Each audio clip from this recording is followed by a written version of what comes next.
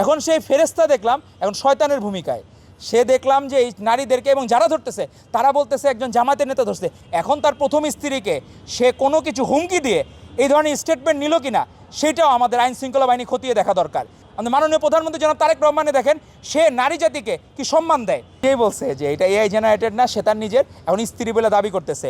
এখন ধরা না খাইলে ফেরেশতা আর ধরা খাইলে স্ত্রী হয়ে যায়, কি এক অদ্ভুত বিষয়।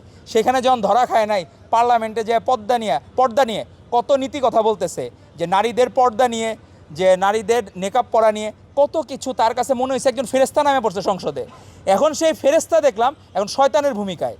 সে দেখলাম যে এই নারীদেরকে এবং যারা ধরতেছে তারা বলতেছে একজন জামাতের নেতা ধরছে, কিন্তু এমপির যে আইডি কার্ড সেটা প্রমাণিত এবং ভিডিওগুলোও যে সত্য, সে নিজেও বলছে যেটা এআই জেনারেটেড না।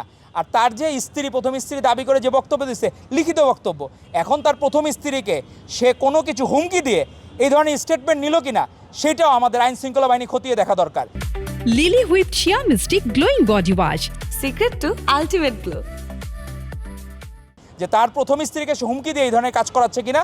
তো আমরা আশা করব সত্য মানুষ জানুক। আপনি নেতা হবেন, আদর্শ নেতা হন। আমাদের মাননীয় প্রধানমন্ত্রী জনাব তারেক রহমানে দেখেন সে নারী জাতিকে কি সম্মান দেয় এবং নারীদের যারা অনার্স পর্যন্ত ফ্রি হয় সেটার জন্য চেষ্টা করতেছে। আর আপনারা সুপারিশের নামে নারীদেরকে ভোগ্যপণ্য হিসেবে বিবেচনা করেন। আপনাদেরকে বাংলাদেশের সাধারণ জনগণের পক্ষ থেকে জামায়াতে ইসলামীর এহেন অপকর্মের তীব্র নিন্দা এবং ধিক্কার জানাই। ধন্যবাদ।